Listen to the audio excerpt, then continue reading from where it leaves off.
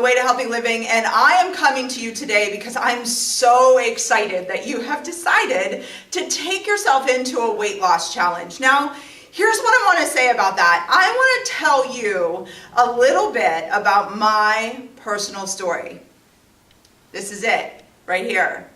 About 18 or 19 years ago, I gotta tell you, I filled these clothes out and I was on my way to a 2X instead of a 1X.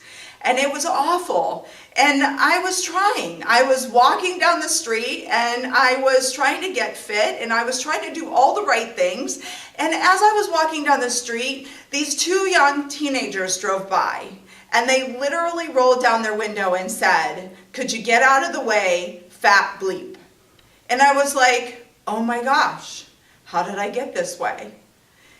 And how, more importantly, do I undo what I've done over the course of years? So I kind of wanted to give you this picture. This is a 1X, you can see. And I'm just going to throw that to the side. More importantly, I couldn't believe it when I put these on this morning.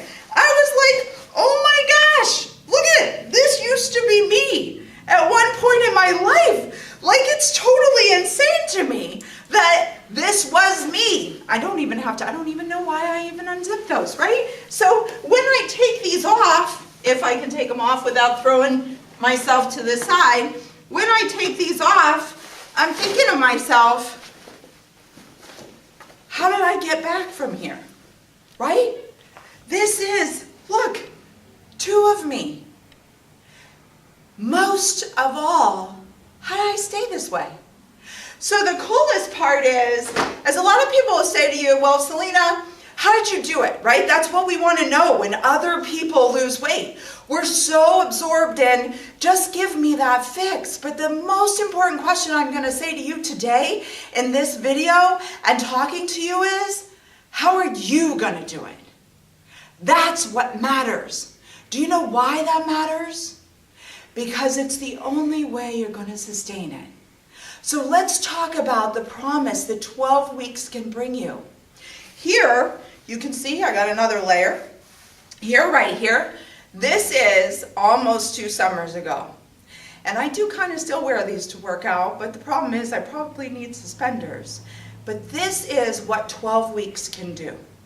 That's what I want you to think about. 12 weeks can bring you to a point of not needing or worrying about those clothes that probably are a little tight right now. So important. How do you do it? Well, let's talk about what you have to gain, right? It's not about what you're going to lose. It's about what you're going to gain. And if you keep that gain in sight all of the time, then you have the self-drive and the motivation.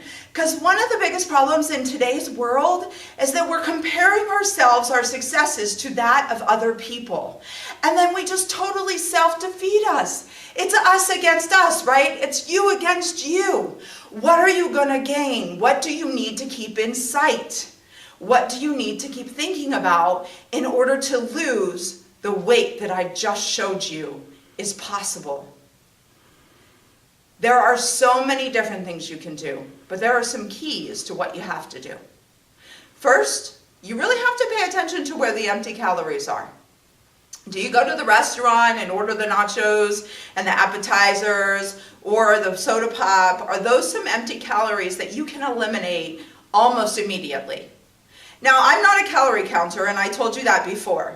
I think it's most important for you to start looking at your choice of ingredients, where your food is coming from, and preferably the kitchen, and also how much fuel you're getting throughout the day. But let's start simple. Where are your calories coming from? Do you have some that could probably go by the wayside? 2, you have to hydrate. If you don't hydrate well, your body doesn't function well. And if you're dehydrated, everybody's talking about the sugar addiction that exists, and I just have a food addiction. Well, your body doesn't know the difference between hungry or thirsty. So if you're not hydrating, you're not satisfied. And that's where you're going out and seeking those things that are maybe not the best of choices for you. 1/3 of your body weight in fluid ounces is what you really need to function. Think about that right now. How much do you weigh divided by 3 in fluid ounces? Is that what you're taking in? Food is fuel, people. So much of it is fuel. And if you're thinking about, well, do I follow paleo? Do I follow keto? Do I go low carb? What do I do? Here's what you do. Here's the key. Here's the key to this right here. Are you ready? I can't go out and get in my car and travel 40 miles on 1/8 of a tank of gas. This is my car. So if I get up in the morning and I skip breakfast and maybe I put all of my food to the end of the day when I have time, or if I'm really busy at work and I'm very stressed, which requires a lot of energy exchange from my body, and I don't give myself anything healthy or nutritious like fat, protein, and carbs throughout the day, I get brain fog and all of the food that I take in later goes to fat. That's how it works. So if you're going to get in your car, your body, and you're going to expect it to function for you all of the day through, then you've got to give it the fuel it needs throughout the day. Since 2013, I have helped people lose hundreds of pounds. Better lab work than they've ever had. Results physicians can't believe. Not one of them has eaten less. In fact, most often, they've eaten more. And if you look at all of the food, weight loss programs that you pay good money for, what is the guarantee? You're going to eat more regularly because you're following a plan for them. You're going to hydrate more because they all require you to drink more water. And you're going to move. Let's talk about that movement. Here is what we generally use as an excuse, right? This is where we come up against ourselves. Oh, I don't have time, I don't have the money, I don't like the gym, my body hurts when I move. But here's the key. Life is exercise. You couldn't have got where you are right now without walking to it. You could not have gotten out of bed and functioned if you didn't do some sort of exercise. You want to make your tummy a little thinner? Use your posture to your benefit. When you're walking around work, are you hunched over and dragging because you're sad it's Monday, or are you pulled back and pulled in? And what does that do for you? I'm going to tell you what it does for you. It engages your muscles. And ladies, there's no accountability to leggings. And men, none to sweatpants either. So make sure that when you're going on this 12-week journey, that you're using something better than a scale that's a gauge, and that is your clothes. How are they fitting? How do they fit through your chest? How do they fit through your waist? People lose weight 2 ways, either from feet up, which means they see it more in their ankles, or from neck down, which means they start to see it in their face and around their collarbones. In the past, when you've done this, how do you lose weight? And then utilize that to create a goal for yourself. Get something a little snug, but that fits. Put it on, make sure it's a little snug, and then hang it in your viewpoint every day. That's your motivation. Because if you fuel your body appropriately, if you pay attention to what the ingredients are of the food that you eat, in 2 weeks, and I guarantee it, if I'm wrong, email me, we'll have a personal one-on-one. In 2 weeks, that snug will be not so snug. That's a really important thing. As to the scale as a tool, it's beneficial. There's a scale on the market that I actually endorse. It's a Weight Watcher scale. And when you step on it, the biometric readers give you 5 numbers. Your BMI, your body water percentage, that's key, your body fat percentage, your bone density, and your weight. Why is that scale important to me? Because when I get on it, I don't worry about the big number in the middle. I fluctuate sometimes anywhere between 5 and 10 pounds in a given week, depending on how much I've slept, how much I've eaten, and how stressed I am. You know what I do pay attention to? I pay attention to the body water percentage. It gives me the opportunity to gauge how I truly am doing. And when it comes to beating yourself in this challenge, and you are your biggest competition, but also hopefully winning some great prizes along the way, You want something that you can gauge how you're doing, so make sure you're tracking your food. You don't have to track the whole 7 days. That's monotonous. That's kind of crazy, actually. But what you do need to do is you need to get 2 weekdays and 1 weekend. Our minds are tricky things.